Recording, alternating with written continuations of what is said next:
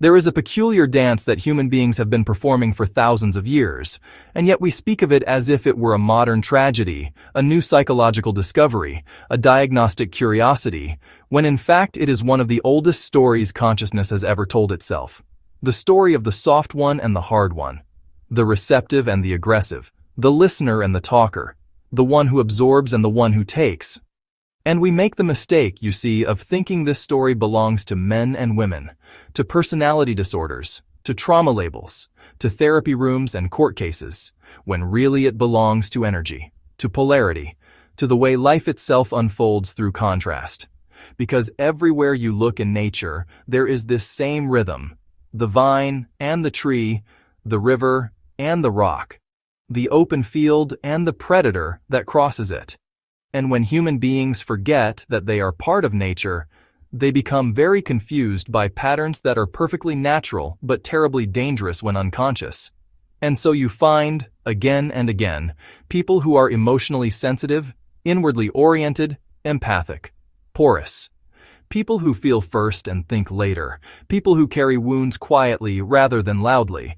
People who learned early in life that survival meant adapting, soothing, pleasing, understanding, enduring. And these people, quite mysteriously to themselves, find their lives entangled with individuals who are the opposite in posture. Not necessarily evil, not necessarily monstrous, but armored, dominant, extractive, self-referential. Individuals who move through the world not by attuning but by imposing, not by absorbing but by consuming. And when these two meet, something feels fated, electric, inevitable, because the sensitive one feels seen for the first time, or at least feels chosen, and the dominant one feels mirrored, admired, stabilized. And what no one teaches you is that this is not love in the romantic sense at all. It is a structure, a psychological ecosystem, a closed circuit in which each person is unconsciously fulfilling the unfinished business of their past.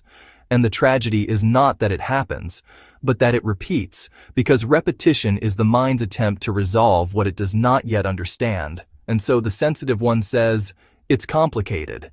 Not because it truly is, but because complexity becomes the refuge of confusion, and confusion feels safer than clarity when clarity would require leaving what feels familiar, because chaos you recognize feels safer than peace you don't.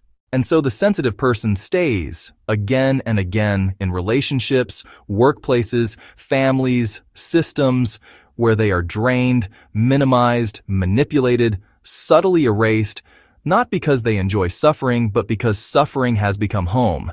And when